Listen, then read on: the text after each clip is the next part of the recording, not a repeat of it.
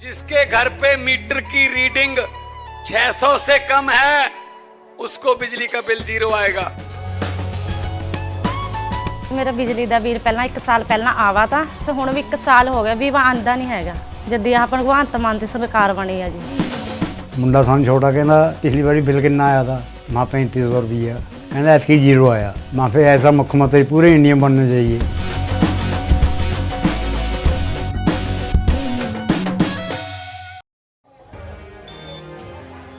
धनबाद भूमि बचाओ संघर्ष मोर्चा ने धरना देकर अधिकारियों पर भ्रष्टाचार करने का गंभीर आरोप लगाया है। दरअसल किसानों का कहना है कि रिंग रोड सहित अन्य योजनाओं में रैयतों की भूमि अधिग्रहण के बावजूद उन्हें मुआवजा नहीं दिया गया है। किसानों का कहना है कि मूल रैयतों की जगह पर फर्जी रैयतों द्वारा भूमि अधिग्रहण की राशि का भुगतान ले लिया गया था। प्रदर्शन कर रहे किसानों का कहना है कि लगभग 237 करोड़ रुपए की राशि गलत लोगों को दे दी गई है। प्रदर्शनकारियों ने बताया कि फर्जी दस्तावेज के जरिए रैयतों की राशि को हड़प लिया गया है। पीड़ित जलेश्वर महतो ने कहा कि उनकी 34 डिसिमिल जमीन के बदले 6.5 करोड़ रुपए का मुआवजा दूसरे लोगों द्वारा ले लिया गया था।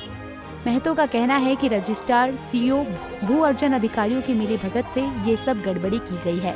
उन्होंने कहा कि रतिलाल टूडो रिंग रोड जमीन घोटाला में जेल भी गए, लेकिन विभाग को जानकारी होने पर भी जमीन का मुआवजा सही आदमी को नहीं दिया जा रहा। मेरा नाम जलेश्वर महतो हुआ, मैं मनेटाण का निवासी हूँ। मेरा ज़मीन धनबाद मौजा, खाता संख्या 121, प्लॉट नंबर 1630। ये घटना 2011 की बात है, जब धनबाद में रिंग रोड बनना था।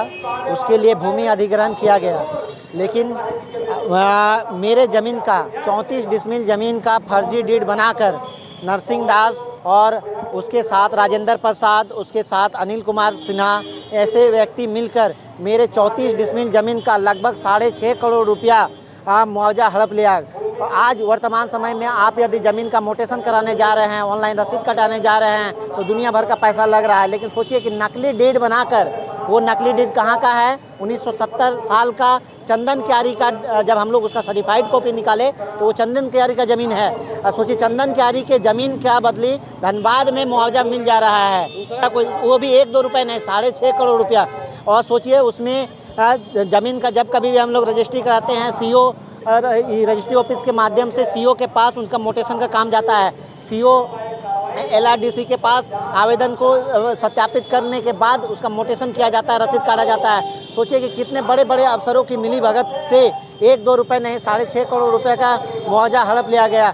चाह रहे हैं कि जो हमारे ज़मीन के बदले जो हमारा मुआवजा कोई और ले लिया, उसको सज़ा होनी चाहिए और हमारा मुआवजा हमें ब्याज सहित, क्योंकि 14 साल में यदि हमारा वो पैसा कहीं भी रहता तो कुछ ना कुछ हमको ब्याज मिलता, तो ब्याज सहित हाँ वो राशि चाहिए, क्योंकि ज़मीन हमारा तो मुआवजा कोई और कैसे लेगा।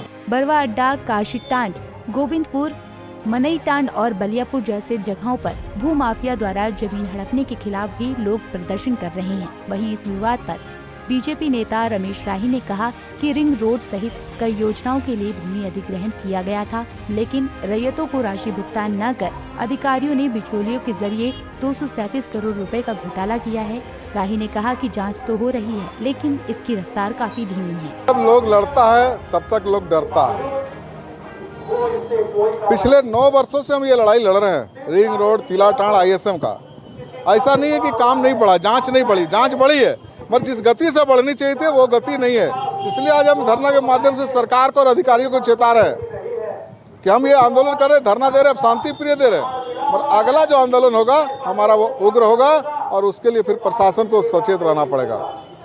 क्योंकि जो तिलाटांड में आवास योजना के नाम पर घोटाला हुआ, रिंग रोड के नाम पर घोटाला हुआ, ISM विस्तारीकरण के नाम पर घोटाला हुआ, गोलक DBCCL के नाम पर घोटाला हुआ, चाहे वो बेलाटांड PhD के नाम पे घोटाला हुआ, ये 237 करोड़ का घोटाला है। उसके अलावा कंगालों में सरकारी जमीन की लूट करने वाले लोग वहाँ के दलितों को हटाने का काम कर रहा है। चाहे बलियापुर में सरकारी जमीन की लूट, बेलाटांड में सरकारी जमीन का खाता प्लॉट बदल करके 50 लोगों को बेच करके मालो माल होने वाले दलाल लोग हो, चाहे बड़ा पिछड़ी की दलाल हो, इन सारे को सबक सिखाने के लिए आंदोलन है। और सरकार को कह रहे हैं, प्रशासनिक अधिकारियों को कह रहे हैं कि अंचल कार्यालय में भ्रष्टाचार बंद करो, मोटेशन के नाम पर पैसा वसूली बंद करो, ऑनलाइन करने के नाम पर पैसा बंद करो, रसीद काटने के नाम पर पैसा बंद करो।